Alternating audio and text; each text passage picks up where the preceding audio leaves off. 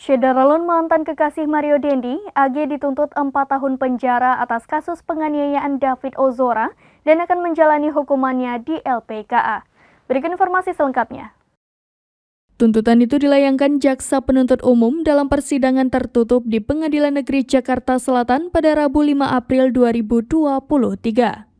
Amar tuntutan 4 tahun itu dibacakan langsung oleh Kepala Kejaksaan Negeri Jakarta Selatan, Syarif Sulaiman Nahdi di Pengadilan Negeri Jakarta Selatan. Dalam tuntutannya, JPU meyakini bahwa AG bersalah dengan terlibat dalam penganiayaan yang dilakukan Mario Dendi dan Shane Lucas. JPU pun menyimpulkan bahwa AG terbukti melanggar pasal 355 ayat 1 Kitab Undang-Undang Hukum Pidana, Jungto pasal 55 ayat 1 ke 1 KUHP sebagaimana dakwaan ke-1 primer.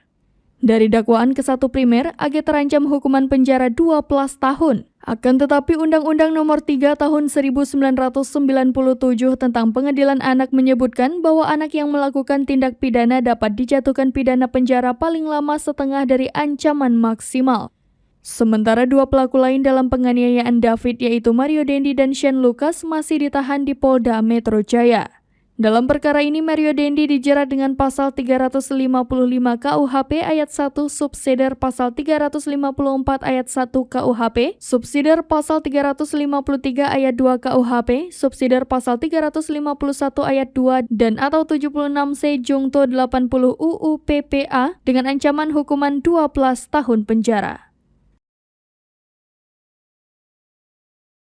Demikian informasi terkini Syederalun, saksikan terus berita lainnya di kanal YouTube Serambi News, website dan Facebook serambinews.com.